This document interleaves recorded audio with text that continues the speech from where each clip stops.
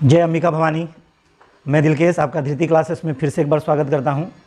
और जो पिछला चैप्टर हमने संविधान से संबंधित पढ़ाया था, जो कि उसके बेसिक्स कंसेप्ट थे कि हमारे संविधान का विकास कैसे हुआ है, उसी को आगे हम लोग कंटिन्यू करेंगे।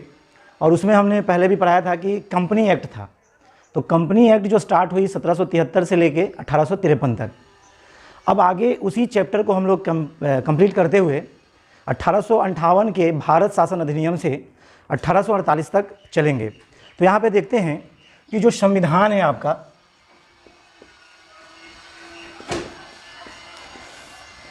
इसकी बेसिक जो है वो था एक कंपनी एक्ट, और ये आपका चला है 1773 से 1853 ईस्वी तक। इसी में दूसरा जो शासन शुरू होता है वो है भारत शासन अधिनियम, और ये आपका 1858 से 1948 ईस्वी तक। तो यहाँ पे हम लोग आगे भारत शासन अधिनियम 1858 से 1948 ईस्वी तक वाले में बात पे चर्चा करेंगे। अच्छा, भारत शासन अधिनियम में हमने इससे पहले वाले चैप्टर में भी बताया कि 1853 में जो प्रतियोगी परीक्षा का आधार बनाया गया, उसके बाद एक मेजर घटना 1857 में हो जाती है। और 1857 की मेजर घटना या क्रांति कहिए या विद्रोह कहिए होने के कारण जो कंपनी यहाँ पे शासन व्यवस्था देख रही थी, वो ब्रिटेन या क्राउन के हाथों में सत्ता यहाँ से हस्तांतरित हो जाती है। अब जितनी भी शासन व्यवस्थाएं हैं यहाँ की, वहाँ इंग्लैंड या ब्रिटेन से संचालित होने लगती है। और यही संचालन हम लोग 1858 के भारत शासन अधिनियम से पढ़ते हैं। तो भारत शासन अधिनियम 1858 की जो मुख्य बातें हैं, जो एग्जामिनेशन पर्पज से पूछी जाती है, उस पर हम लोग मुख्य फोकस करेंगे। तो ये जो है 1858 का भारत शासन अधिनियम, इसकी जो प्रमुख बातें रही ना, बातें ये रही कि सर्वप्रथम जो भारत का गवर्नर जनरल था, उसके नामों में परिवर्तित कर दिया गया, उसके नाम को बदल दिया गया और गवर्नर जनरल के जगह पर वायसराय कर दिया गया। तो आप पहला पॉइंट याद रख सकते हैं यहाँ पर इस अधिनियम के तहत, और ये बहुत इंपॉर्टेंट पॉइंट भी है। भारत के गवर्नर जनरल का नाम बदलकर वायसराय कर दिया गया। तो आपसे एग्जामिनेशन में इसी पर्पज से पूछा जाएगा कि गवर्नर जनरल का नाम बदलकर वायसराय किस अधिनियम के तहत किया गया। तो आपको याद रखना पड़ेगा भारत शासन अधिनियम 1858। इसी में क्वेश्चंस और बन जाएगा आपका कि प्रथम वायसराय कौन था। तो आपका आंसर हो जाएगा लॉर्ड कैनिंग। ये भारत के प्रथम वायसराय हुए। अच्छा, हमने जो पिट्स इंडिया एक्ट 1784 पढ़ाया था, उसमें बताया था कि बोर्ड ऑफ डायरेक्टर और बोर्ड ऑफ कंट्रोलर का गठन किया गया था। तो भारत शासन अधिनियम के तहत 1858 के तहत बोर्ड ऑफ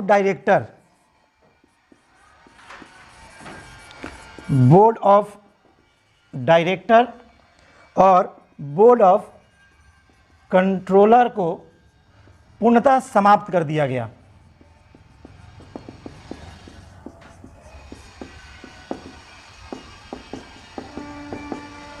पूर्णतः समाप्त कर दिया गया। भारत शासन अधिनियम के तहत ही जो कंपनी के पास प्रशासनिक व्यवस्था थी, वो सीधे महारानी विक्टोरिया के हाथों में चली गई। तो आप चौथे पॉइंट में आप याद रख सकते हैं कि अब भारत की प्रशासनिक व्यवस्था महारानी विक्टोरिया के हाथों में चली गई, यानी भारत की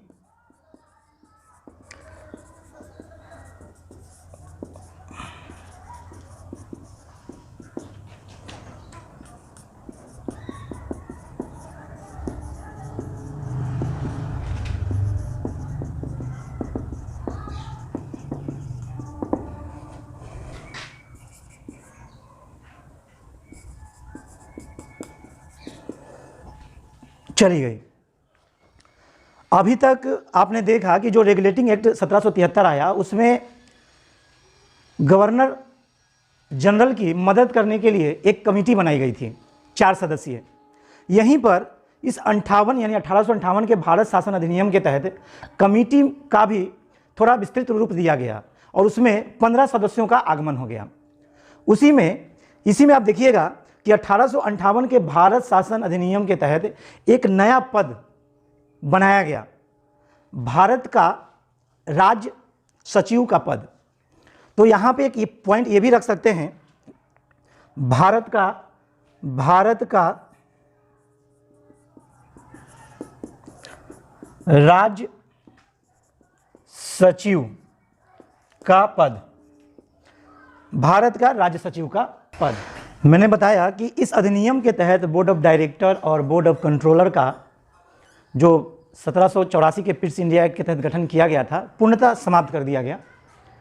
तो इसमें एक पॉइंट ये भी रख सकते हैं कि भारत शासन अधिनियम के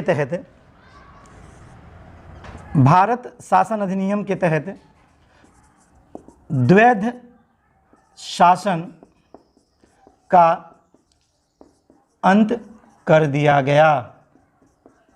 तो ये भी पॉइंट आप याद रख सकते हैं कि 1858 के भारत शासन अधिनियम के तहत द्वैध शासन का अंत कर दिया गया। आगे इसी में जब बढ़ेंगे तो चूंकि भारत शासन अधिनियम 1858 में कुछ सुधार करना था, तो सुधार के पर्पज से 1861 का परिषद अधिनियम 1861 का परिषद अधिनियम लाया गया। 1861 का परिषद अधिनियम, इस अधिनियम के तहत पहली बार गवर्नर जनरल या जो नाम बदला गया वायसराय को एक शक्ति प्रदान की गई। शक्ति प्रदान कहने का मतलब है कि किसी भी बिल को लाने के लिए इसे महारानी विक्टोरिया या ब्रिटेन की जो संसद थी वहाँ से स्वीकृति प्रदान करनी होती थी। यहाँ पे क्या हुआ कि जब गवर्नर को एक शक्ति प्रदान की गई, उस शक्ति के तहत अब वो यहीं पे अपना डिसीजन ले सकता था। यानी आप उस फॉर्म में देख सकते हैं कि 1861 के परिषद अधिनियम के तहत वायसराय को अध्यादेश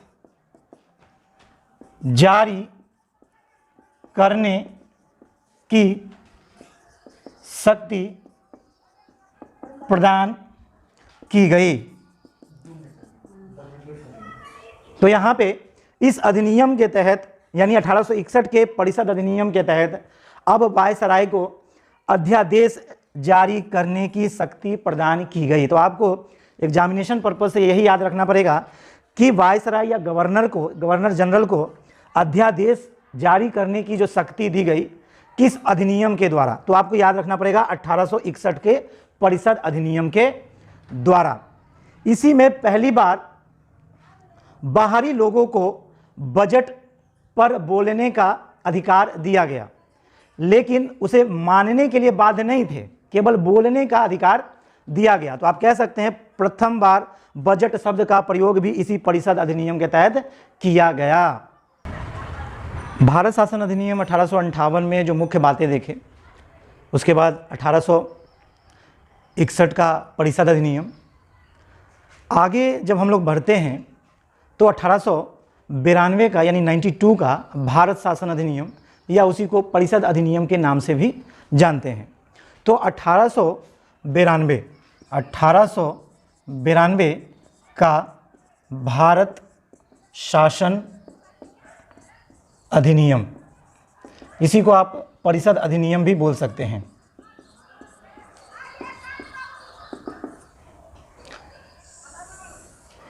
इस अधिनियम की मुख्य विशेषता ये थी कि जो 1858 का भारत शासन अधिनियम था ना, उसकी कमियों में, उस मतलब 58 भारत शासन अधिनियम 1858 में जो कमियां रह गई थी या जो खामियां उसमें रह गई थी, वो उसके माध्यम से, यानी 1892 के भारत शासन अधिनियम के तहत उस कमियों को दूर किया गया।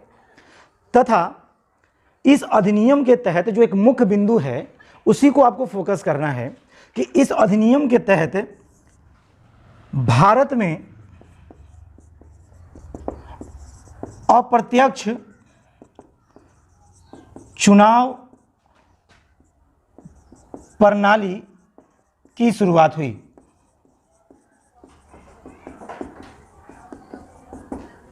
तो मुख्य बिंदु जो है इस अधिनियम का, इस अधिनियम में एग्जामिनेशन की दृष्टि से यही क्वेश्चन पूछा जाता है कि भारत में अप्रत्यक्ष चुनाव प्रणाली की शुरुआत कब हुई। तो अप्रत्यक्ष चुनाव प्रणाली की जो शुरुआत हुई वो 1892 के भारत शासन अधिनियम या परिषद अधिनियम के तहत किया गया।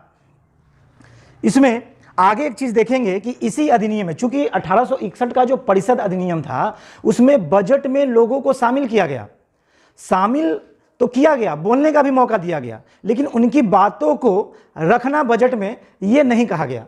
लेकिन इस अधिनियम के तहत पहली बार उनको बजट पर बोलने का भी मौका दिया गया और बहस करने का भी मौका दिया गया और उनकी बातों को रखा जाने लगा। तो इसमें ये बातें आती हैं। इसके आगे जब हम लोग भरेंगे तो आएगा 1909 का भारत शासन अधिनियम। भारत शासन अधिनियम, और जितनी भी अधिनियम आ रहे हैं उन सभी में कॉमन बात यह है कि जो कमी उसमें रह गया इसमें ठीक किया गया, इसमें कुछ कमी रह गई तो इसके माध्यम से ठीक किया गया। इस अधिनियम को 1909 के भारत शासन अधिनियम को एक नाम से भी जाना जाता है, नाम है मार्ले मिंटो सुधार।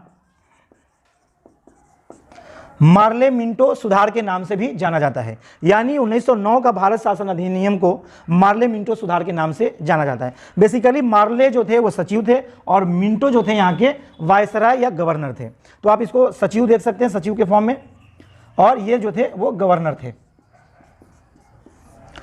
इस अधिनियम की खासियत यह थी कि जब यह अधिनियम लाया गया तो भारत में जो हिंदू मुस्लिम एकता का प्रतीक था उस एकता के प्रतीक को तोड़ने का प्रयास किया गया। तोड़ने का प्रयास इस तरह से किया गया कि इस अधिनियम के तहत मुस्लिम उम्मीदवार जो थे या होते उनके लिए मुस्लिम मतदाता ही मतदान कर सकते थे। इस कारण से यह चर्चित है, चूंकि मुस्लिम मतदाता ही मतदान कर सकता था तो इस अधिनियम को सांप्रदायिक पचांट के नाम से जाना जाता है। चूंकि संप्रदाय को बांटने का काम किया गया तो इसीलिए 1909 के भारत शासन अधिनियम को सांप्रदायिक पचांट कहा जाता है। 1919 का भारत शासन अधिनियम में आपने देखा कि इस अधिनियम को सांप्रदायिक पचांट के नाम से भी जाना जाता है। और चूंकि 1909 में जो भारत के गवर्नर जनरल थे वो थे लॉर्ड मिंटो, तो लॉर्ड मिंटो को ही सांप्रदायिक निर्वाचन का जनक भी कहा जाता है। तो आप याद रख सकते हैं सांप्रदायिक निर्वाचन का जनक किसे कहेंगे, तो सांप्रदायिक निर्वाचन का जनक लॉर्ड मिंटो को कहेंगे। इसके आगे जब हम लोग बढ़ेंगे तो देखेंगे कि 1919 में चेम्सफोर्ड सुधार, 1919 में चेम्सफोर्ड सुधार आया। इसमें कुछ कमियां रह गई जो उसके माध्यम से दूर किया गया। 1919 के भारत शासन अधिनियम के तहत ही 1926 ईस्वी में लोक सेवा आयोग का गठन किया गया। इसमें आगे देखते हैं, इसी से संबंधित है तीसरा बिंदु कि 1919 के भारत शासन अधिनियम के तहत ही पहली बार महिलाओं को भी वोट देने का अधिकार दिया गया। तो आप इसमें मुख्य बिंदु में देख सकते हैं कि पहली बार महिलाओं को भी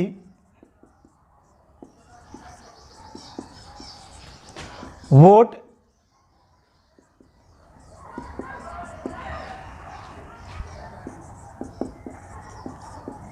अधिकार दिया गया। तो 1919 के भारत शासन अधिनियम के तहत ये प्रमुख बिंदुएं हैं, जिसमें लिखा है कि भारत में द्विसदनात्मक विधायिका की व्यवस्था या शुरुआत की गई। 1926 ईस्वी में इसी अधिनियम के तहत लोक सेवा आयोग का गठन किया गया। पहली बार इसी अधिनियम के तहत महिलाओं को भी वोट देने का अधिकार दिया गया। इसके बाद जब हम आगे देखते हैं तो इसके बाद जो मेजर है वो है भारत शासन अधिनियम 1935। 1935 के भारत शासन अधिनियम में कुछ प्रमुख विशेषताएं रही और उन विशेषताओं को हम वन बाय वन करके देखेंगे। उससे पहले देखते हैं कि जो आप अभी तक देखे हैं, इससे पहले वाला जो वीडियो भी देखा होगा आपने, तो बेसिकली ये एक पन्ना है अभी, और एक पन्ना होने के कारण हम कह सकते हैं कि अभी कई जीत बाकी है, कई हार बाकी है, जिंदगी का सार बाकी है। यहाँ से चले हैं नई मंजिल की ओर, यहाँ से चले हैं नई मंजिल की ओर, यह तो अभी एक पन्ना है, पूरी किताब अभी बाकी है। तो इसलिए हमारे वीडियो को अभी वॉच कीजिएगा, क्योंकि प्रतिदिन संध्या 7 बजे ये आपके यूट्यूब चैनल पर उपलब्ध रहेगा।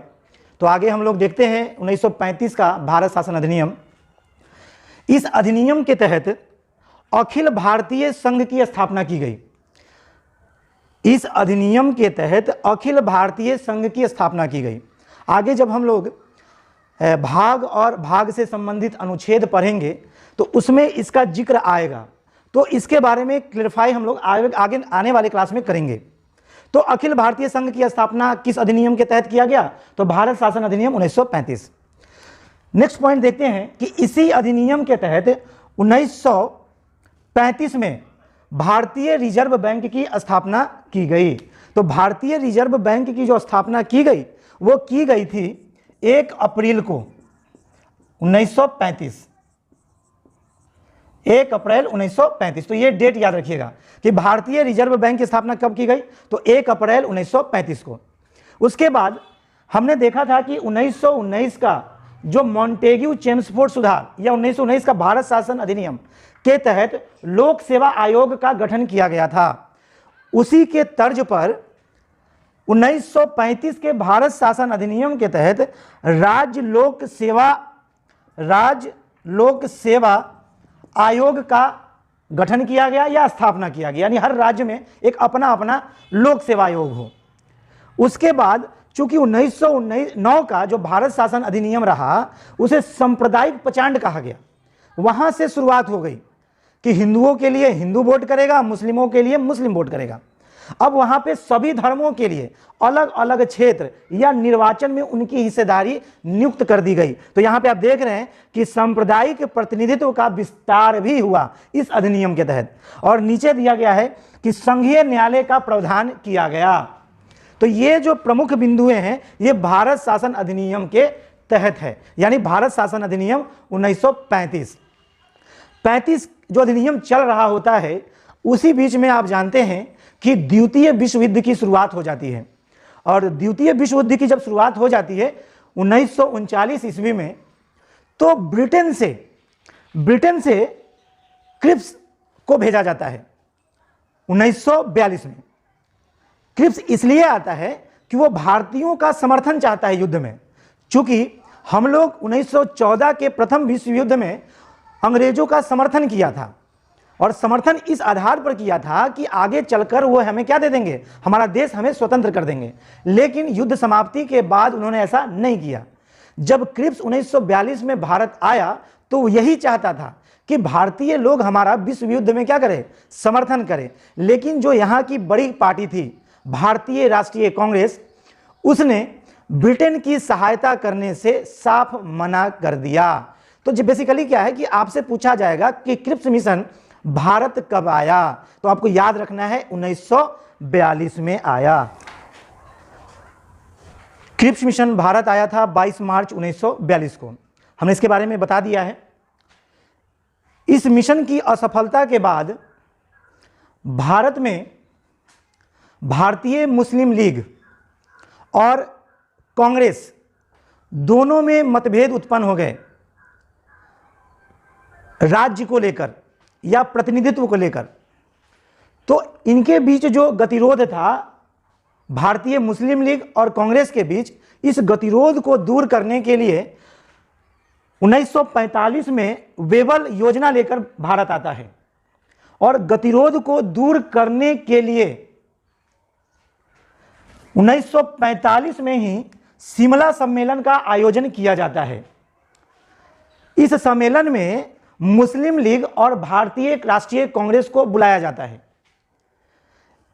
सम्मेलन तो बुलाया गया, सम्मेलन में जहां पर मुस्लिम लीग एक अलग राष्ट्र का मांग कर रहा था, वहीं पर भारतीय राष्ट्रीय कांग्रेस अखंड भारत की मांग कर रहा था।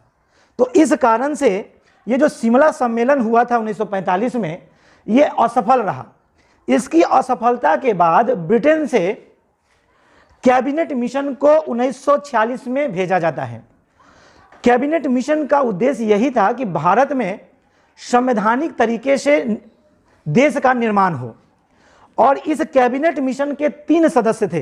यानी आप कह सकते हैं कि कैबिनेट मिशन के कितने सदस्य थे, तो 3 सदस्य थे। एक थे सर स्टोफर्ड क्रिप्स, दूसरे थे AB अलेक्जेंडर और थर्ड थे पैथिक लॉरेंस। इन तीनों सदस्यों को कैबिनेट मिशन के तहत भारत भेजा गया। तो आपसे क्वेश्चन पूछेगा कैबिनेट मिशन भारत कब आया, तो आया था 1946 में। इसी कैबिनेट मिशन के तहत भारत में अंतरिम सरकार का गठन किया जाता है। अंतरिम सरकार का जब गठन होता है ना, तो कोई भी सरकार का गठन होता है तो उस सरकार को चलाने के लिए किसी व्यक्ति को उसका अध्यक्ष बनाया जाता है। तो जब गठन हो गया तो 9 दिसंबर 1946 को अंतरिम सरकार के जो अस्थायी सदस्य चुने जाते हैं वो डॉक्टर सच्चिदानंद सिन्हा को बनाया जाता है। कैबिनेट मिशन के तहत 24 अगस्त 1946 को जवाहरलाल नेहरू के द्वारा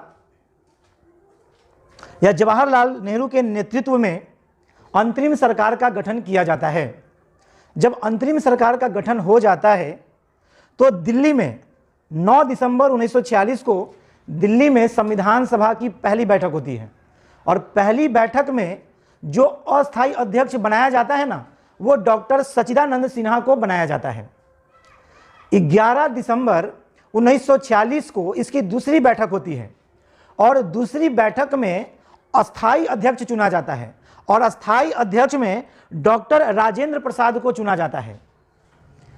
इसी के बाद 13 दिसंबर 1946 को जवाहरलाल नेहरू के द्वारा उद्देश्य प्रस्ताव लाया जाता है। यही उद्देश्य प्रस्ताव बाद में प्रस्तावना के रूप में अंगीकृत हो जाता है। तो ये कैबिनेट मिशन के तहत प्रमुख बातें थी जो एग्जामिनेशन की दृष्टि से पूछा भी जाता है। तो आपको नाम याद रखना पड़ेगा। अस्थायी अध्यक्ष पूछेगा तो डॉक्टर राजेंद्र प्रसाद, अस्थायी अध्यक्ष पूछेगा तो डॉक्टर सच्चिदानंद सिन्हा। उद्देश्य प्रस्ताव किसके द्वारा लाया गया, तो उद्देश्य प्रस्ताव जवाहरलाल नेहरू के द्वारा लाया गया। ये इसकी मुख्य बातें थी, और आगे भी क्लास कंटिन्यू करेंगे। आज के लिए इतना ही, धन्यवाद।